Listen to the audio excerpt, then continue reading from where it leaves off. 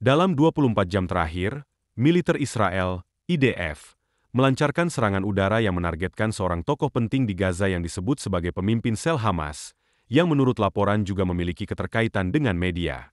Serangan itu terjadi di sekitar kompleks rumah sakit Shifa, Gaza City, dan menimbulkan korban jiwa, termasuk beberapa jurnalis lokal. Al Jazeera dan sumber Palestina melaporkan nama-nama korban, sementara pihak Israel menyatakan bahwa target utama berperan ganda sebagai anggota kelompok militan. Di saat bersamaan, perbincangan politik tingkat tinggi juga berlangsung. Perdana Menteri Israel Benyamin Netanyahu mengumumkan bahwa kabinet telah mengambil keputusan strategis mengenai operasi di Gaza. Netanyahu juga berbicara dengan Presiden Amerika Serikat, Donald Trump, untuk membahas langkah selanjutnya menghadapi Hamas. Menurut keterangan resmi, pembahasan itu mencakup rencana jangka menengah untuk mengendalikan Gaza sepenuhnya, dengan proses evakuasi kemanusiaan ke daerah yang lebih aman di selatan jalur Gaza. Proses evakuasi ini diperkirakan akan berlangsung bertahap, mengingat jumlah penduduk Gaza City mencapai lebih dari 800.000 jiwa. Sebagai bagian dari persiapan, pemerintah Israel meningkatkan jumlah bantuan kemanusiaan yang masuk, dengan sekitar 300 truk per hari membawa makanan dan kebutuhan dasar. Peningkatan suplai ini ditujukan untuk memperkuat legitimasi internasional dan meringankan beban warga sipil sebelum operasi militer skala besar dilanjutkan.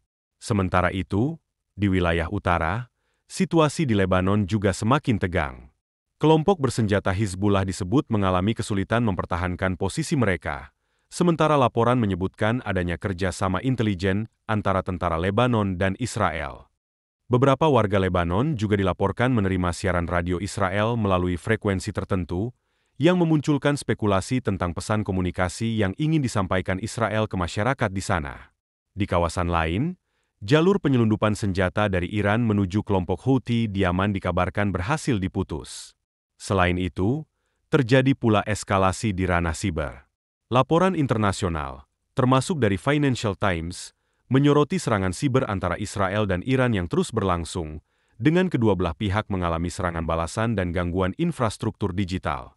Israel juga mengklaim telah menargetkan sejumlah fasilitas terkait program nuklir Iran. Di tengah perkembangan ini, muncul pula berita mengenai aktivis iklim asal Swedia, Greta Thunberg, yang menyatakan rencana untuk memimpin armada kapal internasional ke Gaza dalam rangka menantang blokade laut. Rencana tersebut melibatkan partisipasi dari puluhan negara, dengan keberangkatan awal dijadwalkan dari Spanyol pada akhir bulan.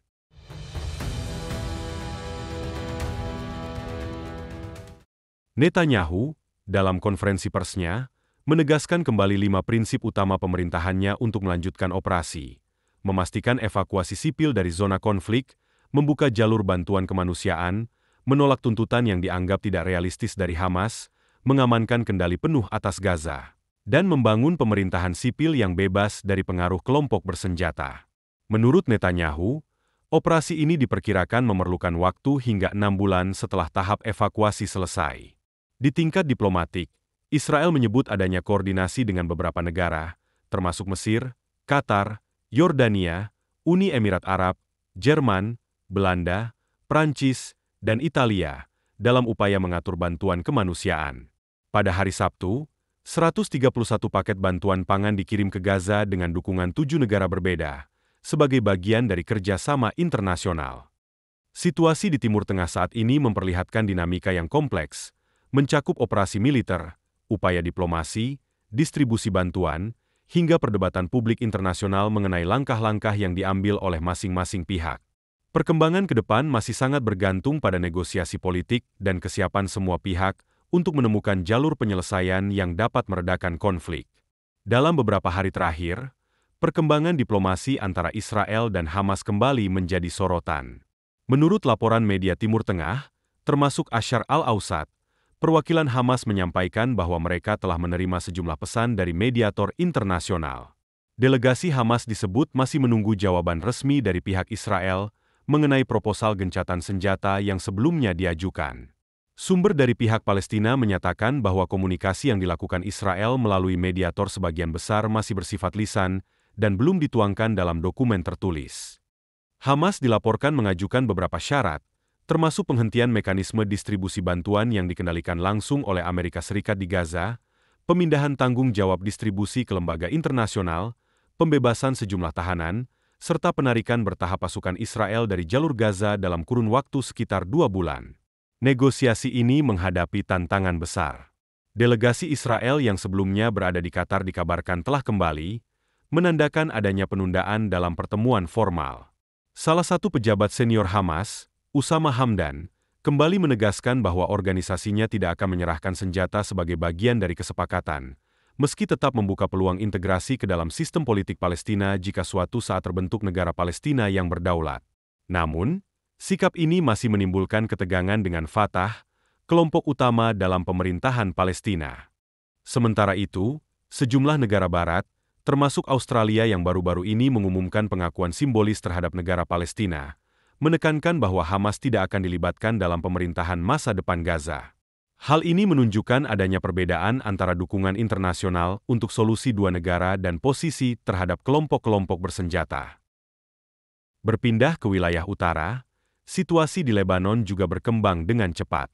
Hizbullah, kelompok bersenjata yang berpengaruh di negara tersebut, dikabarkan menghadapi tekanan baru setelah pemerintah Lebanon mengambil langkah-langkah yang membatasi ruang geraknya. Keputusan pemerintah ini menimbulkan kekecewaan di internal Hizbullah dan memicu demonstrasi di Beirut serta beberapa wilayah lain. Namun, organisasi tersebut sejauh ini berhati-hati agar ketegangan tidak meningkat menjadi bentrokan langsung dengan masyarakat Lebanon atau angkatan bersenjata negara itu. Banyak pengamat menilai bahwa Hizbullah melihat setiap upaya untuk melucuti senjata mereka sebagai ancaman terhadap peran strategis yang selama ini dijalankan. Beberapa tokoh Lebanon, seperti penulis dan komentator politik Ali Haidar, menegaskan bahwa Hizbullah tetap meyakini keberadaan mereka penting untuk keamanan negara.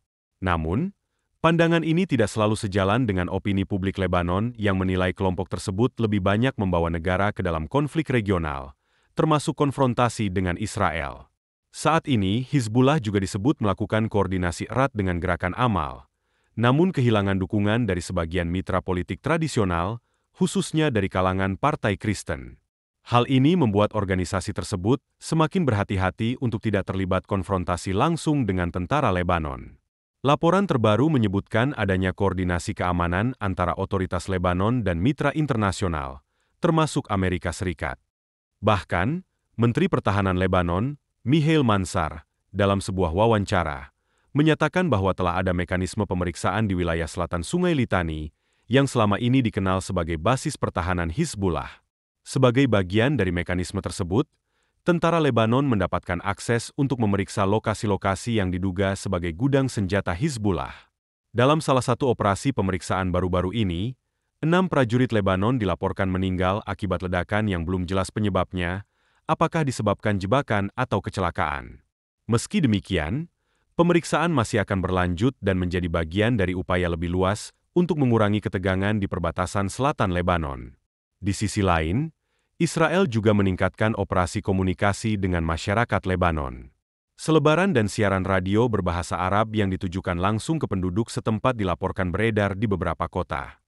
Dalam salah satu peristiwa, selebaran itu bahkan ditemukan bertepatan dengan pemakaman seorang anggota Hizbullah di wilayah El Haim.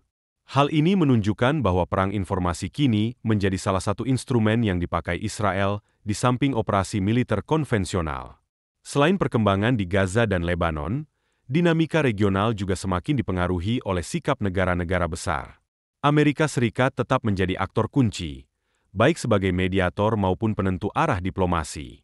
Washington menekankan bahwa tujuan utamanya adalah menjaga keamanan Israel, sekaligus memastikan adanya jalur kemanusiaan bagi warga sipil Palestina. Namun, posisi AS juga menghadapi tantangan karena sejumlah pihak menilai langkah-langkahnya justru memperpanjang ketidakpercayaan. Sementara itu, Qatar, Mesir, dan Turki terus memainkan peran sebagai mediator. Doha berusaha menengahi komunikasi tidak langsung antara Israel dan Hamas, sedangkan Kairo fokus menjaga stabilitas perbatasan Rafah, agar tidak terjadi lonjakan pengungsi besar-besaran ke wilayah Mesir. Turki, di bawah Presiden Recep Tayyip Erdogan, lebih sering mengangkat isu Gaza di forum internasional dengan menekankan perlunya solusi politik yang lebih menyeluruh. Di Eropa, sikap negara-negara anggota Uni Eropa masih beragam. Beberapa, seperti Spanyol, Irlandia, dan Norwegia, semakin vokal mendukung pengakuan Palestina. Namun negara lain, khususnya Jerman dan Prancis, lebih berhati-hati dengan menekankan perlunya jaminan keamanan bagi Israel. Keberagaman posisi ini membuat Eropa tidak tampil sebagai blok yang sepenuhnya solid dalam respons konflik. Dari sisi militer, Israel terus memantau pergerakan di dua front sekaligus, Gaza dan Lebanon. Di Gaza, operasi militer berskala terbatas masih berlangsung untuk menekan kekuatan Hamas, terutama di wilayah Khan Younis dan Rafah. Sementara di Lebanon, Israel meningkatkan patroli udara di sepanjang perbatasan dan mengandalkan intelijen untuk mendeteksi pergerakan Hizbullah. Drone pengintai dan pesawat tempur dilaporkan rutin beroperasi di udara selatan Lebanon, sebuah langkah yang membuat ketegangan dengan Beirut semakin terasa. Salah satu hal menarik adalah semakin gencarnya perang informasi. Israel tidak hanya mengandalkan operasi militer, tetapi juga menggunakan media sosial, selebaran, hingga siaran radio untuk menyampaikan pesan langsung kepada warga sipil Lebanon dan Gaza. Strategi ini bertujuan memisahkan masyarakat sipil dari kelompok bersenjata, sekaligus menekan legitimasi Hizbullah dan Hamas di mata publik. Namun, di sisi lain, kelompok bersenjata juga menggelar kontranarasi dengan menekankan isu perlawanan dan kedaulatan nasional. Lebanon sendiri menghadapi dilema besar. Di satu sisi, pemerintah berusaha menjaga kedaulatan dan stabilitas internal dengan mengawasi pergerakan Hizbullah. Di sisi lain, langkah ini rawan menimbulkan gesekan politik domestik karena Hizbullah memiliki basis sosial yang kuat dan keterkaitan dengan pemerintahan. Banyak analis menilai bahwa jika ketegangan terus berlanjut, Lebanon berisiko terjebak dalam eskalasi yang lebih luas, apalagi jika Israel memperluas operasi militernya melampaui perbatasan. Di jalur diplomasi internasional, Dewan Keamanan PBB beberapa kali menggelar pertemuan darurat, namun resolusi yang diajukan sering terhambat oleh perbedaan posisi negara anggota tetap. Amerika Serikat kerap menggunakan hak veto untuk melindungi Israel, sementara Rusia dan Tiongkok mencoba memanfaatkan situasi untuk meningkatkan pengaruh diplomatik mereka di kawasan. Sementara itu, faktor ekonomi dan kemanusiaan juga tak bisa diabaikan. Di Gaza, krisis bahan makanan, air bersih, dan listrik masih sangat parah. Lembaga Kemanusiaan Internasional memperingatkan potensi bencana kesehatan jika distribusi bantuan tidak segera ditingkatkan. Di Lebanon, tekanan ekonomi yang sudah berlangsung sejak krisis finansial beberapa tahun terakhir semakin berat akibat ketidakpastian keamanan. Para investor asing menahan diri, sementara masyarakat menghadapi inflasi dan pengangguran tinggi.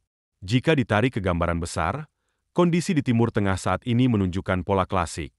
Konflik lokal yang selalu berpotensi berkembang menjadi isu regional, bahkan global.